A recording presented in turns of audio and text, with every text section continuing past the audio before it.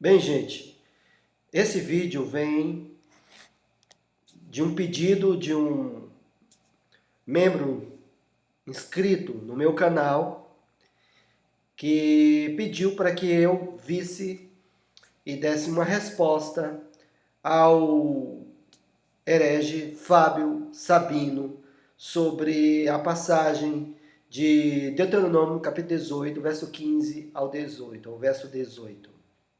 Antes, eu gostaria de fazer ou pedir duas desculpas a você. A primeira é que eu estou um pouco gripado e a segunda é que meu cachorro pode latir a qualquer momento. Eu estou fazendo um vídeo caseiro, aqui não tem muita iluminação, mas como eu vi o pedido desse amigo sobre essa passagem, eu quero fazer esse vídeo. Depois eu quero fazer duas observações. Todas as vezes que eu faço um vídeo sobre esse herege Fábio Sabino, alguns escrevem no meu canal dizendo que eu deveria fazer um debate ao vivo, um hangout, sei lá, juntamente com ele. Meu objetivo não é fazer debates, porque meu objetivo não é demonstrar sabedoria ou demonstrar quem é mais sábio do que o outro. Não é esse meu objetivo. Nem tenho a intenção de fazer um debate. Se eu for convidado por algum meio que esteja neutro, que seja o monitor, eu estou pronto para ir sem problema nenhum. No entanto, eu estou colocando no meu canal aquilo que eu poderia dizer a ele.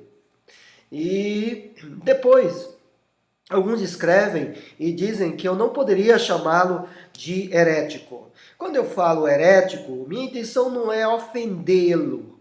Minha intenção apenas é dizer que o que ele faz é exatamente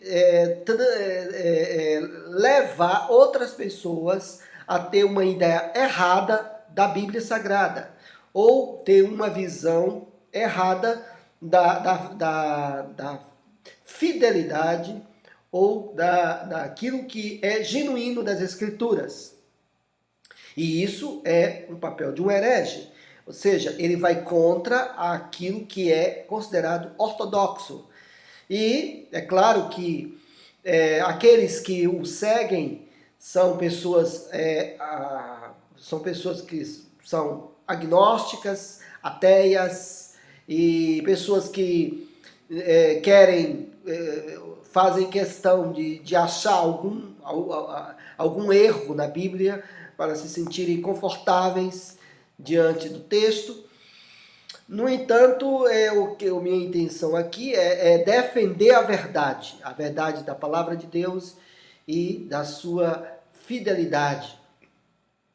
Bem, então nós vamos defender e falar aqui que o que o herege Fábio Sabino afirma, dizendo que o que Moisés falou em Deuteronômio 18, ele diz e afirma que não se referia a Jesus Cristo.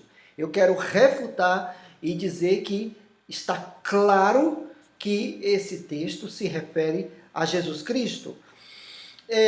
Em vários textos que eu refutei, eu deixei claro uma coisa. Eu deixei claro que esse herege, ele não sabe grego. Ele pode saber hebraico, tudo bem? Mesmo assim, eu vou mostrar que ele não está levando a sério alguns termos da gramática hebraica. Mas o meu intuito aqui é mostrar que ele erra em hermenêutica e exegese das interpretações. E quando fala em crítica textual, pior. Então, o meu intuito aqui é exatamente mostrar que esse texto fala realmente de Jesus Cristo. Vamos ao texto. Vejam bem, o texto de Deuteronômio 18, ele fala a partir do verso 12 e no verso 14, ele afirma nesse caso corretamente, que Deus está alertando o povo sobre o perigo deles consultarem os prognosticadores, os adivinhos, certo? Deus está proibindo isso, e que eles não consultassem os encantadores, os necromantes, nem mágicos, nem que consulte os mortos. E aí Deus diz então aqui, perfeito serás para com o Senhor teu Deus, claro que se refere àqueles que não consultam os mortos, não consultam os mágicos, não consultam os prognosticadores. E então, isso está correto, ele falou. Então ele diz o seguinte, que aí no verso 15, Deus diz que vai suscitar um profeta no meio de ti, de teus irmãos, semelhante a mim, a ele ouvirás. Ele diz que esse verbo suscitar aqui, que é o verbo com, no refil imperfeito, ele diz que quer dizer levantar de vez em quando. Levantar de vez em quando. E é claro, se levanta, o sentido é levantar de vez em quando, não poderia ser para Jesus, porque ele está se referindo aqui, no caso, esse profeta, aos vários profetas do Senhor que viriam. Então, ele chega a uma conclusão que no contexto que estava falando, que Deus estava ordenando o povo para que não consultasse esses profetas, esses adivinhos, esses mágicos, mas que eles consultassem os profetas que viriam do Senhor, segundo ele, e que esse suscitar aqui se refere a levantar de vez em quando, entre aspas, como ele falou. E esse profeta aqui é um profeta no sentido geral, Bem, nós vamos, antes de mostrarmos que a exegese do professor Fábio Sabino está errada, vamos dizer algo que é importante. Primeiro, nós precisamos entender que quando nós formos interpretar um texto do Velho Testamento, precisamos ter muito cuidado como os apóstolos viram esse texto no Novo Testamento. Há uma regra de hermenêutica que é lógica, que o Novo Testamento interpreta o Velho Testamento. E o Velho Testamento serve de base para a interpretação do Novo Testamento. Ora, se tem um texto do Velho Testamento que é levado em conta pelos apóstolos do Novo Testamento, então não eu ou qualquer pessoa não podem dizer o contrário da interpretação daquele apóstolo fez do Velho Testamento, porque seria um absurdo. Aquele apóstolo que estava mais próximo, que era judeu, que estudava, e que ele ouvia dos mestres, dos rabis, dos mestres, dos escribas, esse texto, e muito mais quando se crê na inspiração da Bíblia.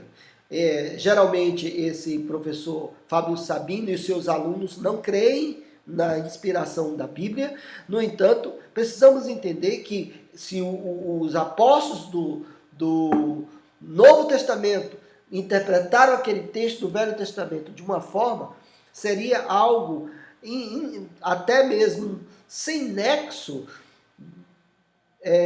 eu ou qualquer pessoa interpretar de outra forma. Vamos para o texto para vermos com os enganos e os erros do professor Sabino. Vejam bem, é verdade que está correto que Deus colocou esse profeta para substituir esses prognosticadores, esses adivinhos que os povos ao redor de Israel tinham. Na verdade, os povos ao redor de Israel eram politeístas, e eles tinham vários deuses, e cada deus havia um mágico, havia um encantador. Nós podemos ver isso quando Moisés foi diante de Faraó, E Moisés estava diante dos magos, dos mágicos, que fizeram a mesma coisa que Moisés. Jogaram o cajado e esse cajado se transformou em uma serpente. Notem que esses encantadores, esses mágicos, esses prognosticadores eram dos vários deuses. Então Deus estava dizendo para eles que eles precisavam evitar consultar esses adivinhos e precisavam confiar em um profeta que viria e que foi caracterizado um profeta semelhante a Moisés. Agora preste atenção, a primeira coisa que vamos analisar é o verbo com. É o verbo com aqui, né? O verbo com no refio imperfeito. Vejam bem, gente, o verbo com no imperfeito, eu vou colocar no hebraico aqui, vejam bem, Navi Akon Lachem, que está dizendo aqui, né, eu suscitarei um profeta, Navi. Agora preste atenção. Esse verbo com, que está conjugado na primeira pessoa aqui no verso 18 e no verso 15 está na terceira pessoa, esse verbo está no refil, no tempo imperfeito. O tempo imperfeito no hebraico não tem absolutamente nada a ver com a expressão de vez em quando. Não tem nada a ver. O tempo imperfeito no hebraico significa algo que não é fechado. Tanto é que os verbos no hebraico dependem muito do contexto. Porque o tempo imperfeito pode estar tanto no futuro como no presente. Um exemplo disso é quando Deus diz a Moisés, eu sou o que sou.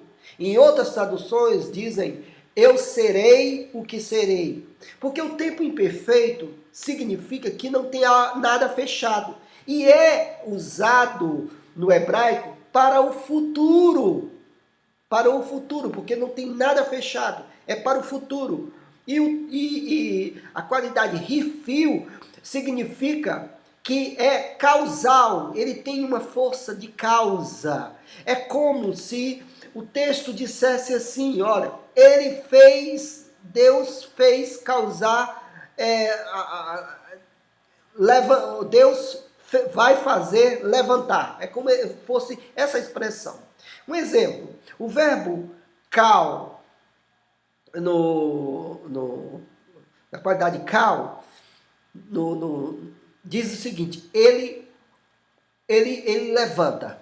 Mas no verbo, na qualidade refil, dá a entender o seguinte, ele faz levantar. Como isso essa tradução não é muito bem feita na língua portuguesa, então vai para o futuro. Eu levantarei, o sentido é futuro.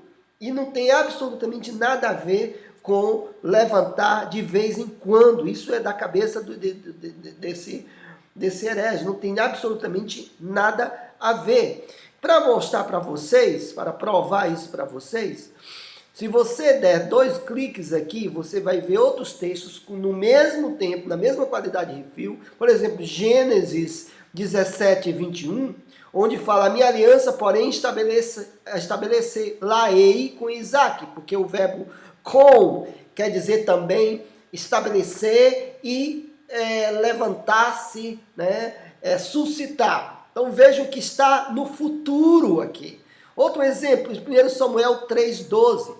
Naquele dia suscitarei contra ali tudo quanto tenho falado. Vejam que o verbo akim, aqui, que é do verbo com, está no imperfeito, no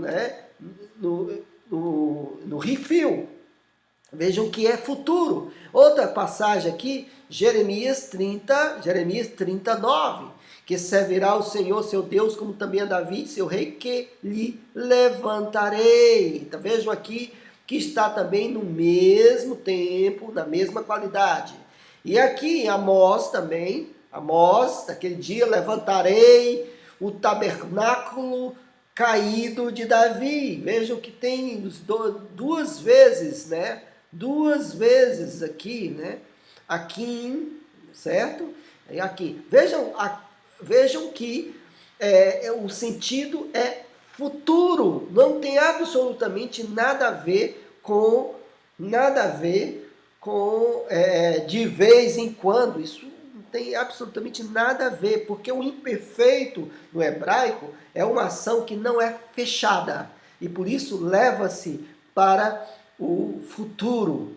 E vejam bem que tanto é futuro que a Septuaginta, aqui em Deuteronômio 18:18, também coloca os verbos no futuro. O verbo anistemi está no futuro, anasterson. Eu lhes levantarei um profeta dos seus irmãos, né? Dos seus irmãos, a fim de que como tu, e colocarei a minha palavra na sua boca, e ele lhes falará, vamos dizer, tudo o que eu mandar. Então vejam aqui, gente, que os rabinos da Septuaginta, os 70 rabinos que traduziram do hebraico para o grego, 300 anos mais ou menos antes de Cristo, eles entenderam também que era futuro. E não tem absolutamente nenhum sentido de vez em quando repetitivo. Não tem absolutamente nenhum sentido, como os textos que eu mostrei para vocês demonstram claramente isso. Vejam bem, quando se refere ao profeta, aqui, um profeta, né, um profeta Navi, como se refere a um profeta, notem bem uma coisa. Esse profeta que Moisés está falando no texto, é um profeta definido, não é qualquer profeta. E eu vou mostrar para vocês de duas formas. Primeiro, no próprio texto que diz, é um profeta semelhante a mim e a ti. Porque no verso 15, Moisés fala o que Deus falou, e ali no verso 18 é Deus falando, ele diz que Deus falou a ele. Então vejam que não é qualquer profeta, é um profeta semelhante a ti. Isso demonstra o quê? Uma qualificação única, não é qualquer profeta. E é um profeta semelhante a ti. Agora, qual é a semelhança de Moisés? Moisés não era um profeta comum, porque se você observar, quando Deus fala a Miriam e a Arão, quando interpelaram Moisés, Deus disse a Arão e a Miriam, olha, eu falo com todos os outros profetas por sonho, por enigmas, mas com o meu servo Moisés é diferente, eu falo face a face. A diferença de Moisés com os outros profetas é que Deus falava face a face, outra coisa. Moisés, ele foi o intermediário da lei, e isso João fala também isso no seu evangelho. A lei veio por intermédio de Moisés, mas a graça e a verdade vieram por intermédio de Jesus Cristo. Vejam o paralelo que João faz entre Moisés e Jesus. Então, esse profeta semelhante a Moisés não era qualquer profeta, porque está caracterizado com essa comparação, essa locução adjetiva semelhante a ti, que se refere a Moisés. É como se eu dissesse a uma pessoa, disse, olha, alguém virá na sua casa parecido com o seu irmão, alguém parecido com o seu irmão. Logo, a pessoa vai entender que aquele homem que vai à casa daquela pessoa não é qualquer pessoa, é uma pessoa caracterizada, parecida com o seu irmão. É assim que o texto diz. Então não é qualquer profeta. Outra coisa no texto que nos mostra que não é qualquer profeta. Vejam aqui, notem uma coisa interessante, é que quando Deus fala para outros tipos de profetas, Deus manda julgar. Veja aqui, ó. Sabe que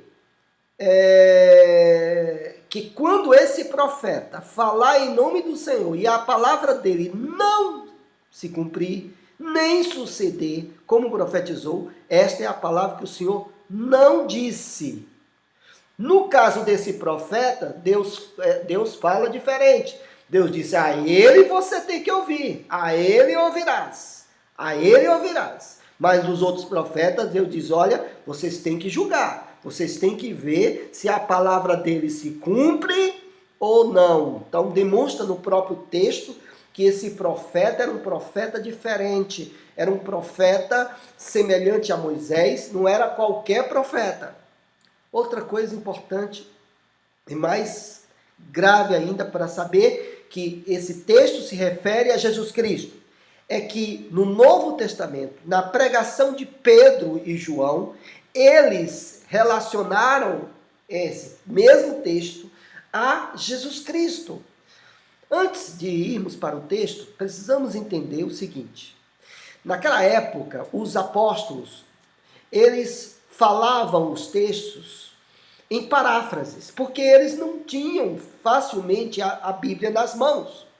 E eles falavam os textos da Septuaginta, porque os textos que eles tinham, que eles aprendiam, eram os textos da Septuaginta.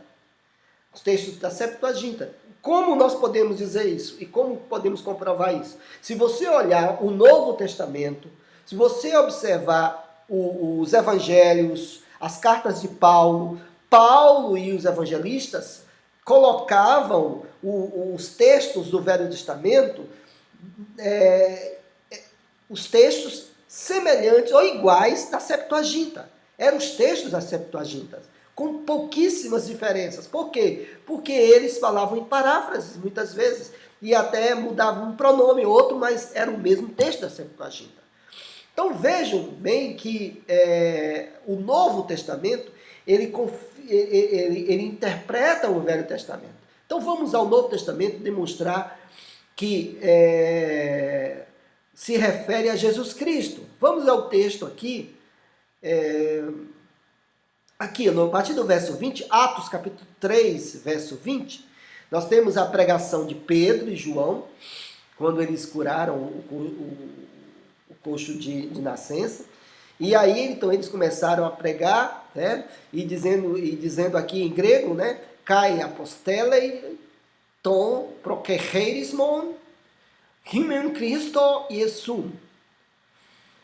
Hondei uranome dexaxai achri chronon apokatastases. Panto hon elare hoteos dia stomatos. Panto ton hagion autoprofeton aperionos. Então, o que ele está dizendo, né? Para que ele envie aquele que vos foi determinado, Cristo Jesus. Vejam que está falando de Cristo Jesus. O qual, esse pronome relativo aqui, vejam que está na mesma declinação, no mesmo gênero, se refere a Cristo Jesus.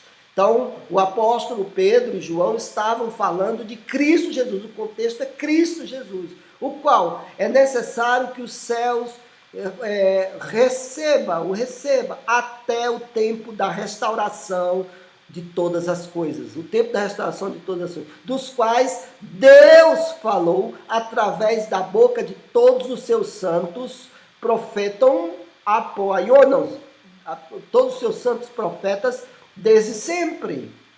Aí no verso 22, vejam o que ele diz no verso 22. Na verdade, porque Moisés disse perante os pais, para os pais, prós, quer dizer, perante os pais, que o Senhor nosso Deus levantará, veja que está no mesmo tempo da Septuaginta, o mesmo verbo, que é o verbo anistemi, o Senhor levantará um profeta dos nossos irmãos, Ecton Adelphon Rimon, como eu. Vejam aqui, Ros Emé, Vejam que não é qualquer profeta. Vejam que é o mesmo texto e bem semelhante ao texto da Septuaginta.